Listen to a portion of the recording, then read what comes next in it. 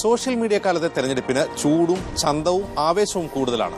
പ്രചാരണ യുദ്ധം റോഡിലേക്കാളേറെ കൊഴുത്തിരിക്കുന്നത് ഇപ്പോൾ നവമാധ്യമങ്ങളിലാണ്. ഫേസ്ബുക്കിലും ട്വിറ്ററിലും വാട്സാപ്പിലുമെല്ലാം തെരഞ്ഞെടുപ്പ് തരംഗമാണ്.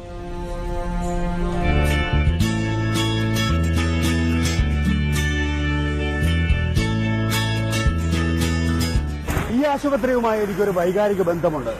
ഞാൻ ജനിച്ചു വീണത് വളപട്ടണത്തെ ഈ ആശുപത്രിയിലാണ്. അറിയുന്ന പണി അറിഞ്ഞു തന്നെ ചെയ്യുന്ന നികേഷ് കുമാർ തന്നെയാണ് നവമാധ്യമങ്ങളെ പ്രചാരണായുധമാക്കുന്നതിലെ മിടുക്കൻ. അഴീക്കോട് നിയോജക മണ്ഡലം കൺവെൻഷൻ ഇന്ന് വൈകുന്നേരം 4 മണിക്ക് പുതിയ തെരു നിത്യാനന്ദ സ്കൂൾ ഗ്രൌണ്ടിൽ CPIM കേന്ദ്ര കമ്മിറ്റി അംഗം EP ജയരാജൻ ഉദ്ഘാടനം ചെയ്യുകയാണ്. വിട്ടുകൊടുത്താൽ മണ്ഡലവും വിട്ടുകൊടുക്കേണ്ടി വരുമെന്ന് നന്നായി അറിയാവുന്നതുകൊണ്ട് എതിരാളി KM ഷാജിയും പിറകൂട്ടില്ല. പക്ഷെ കണ്ണൂരിലെ കൈത്തറിക്കാരന് എപ്പോഴും കണ്ണുനീര് മാത്രമേ ഉള്ളൂ. അവരുടെ പ്രോഡക്റ്റുകളും അവരുടെ ഉൽപ്പന്നങ്ങളും ലോകവിപണിയിൽ വിറ്റഴിക്കാൻ ഒരു സാധാരണക്കാർക്ക് അതിന്റെ വിഹിതങ്ങളൊന്നും കിട്ടാറില്ല പലപ്പോഴും. സോഷ്യൽ മീഡിയയിലെ ഈ പ്രചാരണ യുദ്ധം അഴീക്കോട്ട് മാത്രം ഒതുങ്ങുന്നതല്ല. എന്നാൽ റോഡിനും പാലത്തിനും പാർക്കുകൾ ഉണ്ടാക്കാനും വിമാനത്താവളത്തിനുമെല്ലാമായിട്ടുള്ള പണം അത് നമുക്ക് വായ്പയെടുത്തങ്ങ് ചെലവാക്കിക്കൂടെ? തോമസ് ഐസക് ഉൾപ്പെടെയുള്ള CPM നേതാക്കളെല്ലാം ബദ്ധശ്രദ്ധരാണ്. പൊതുവിഷയങ്ങൾ ചർച്ച ചെയ്യാൻ പിണറായി വിജയൻ വെബ്സൈറ്റ് തന്നെ തുറന്നു.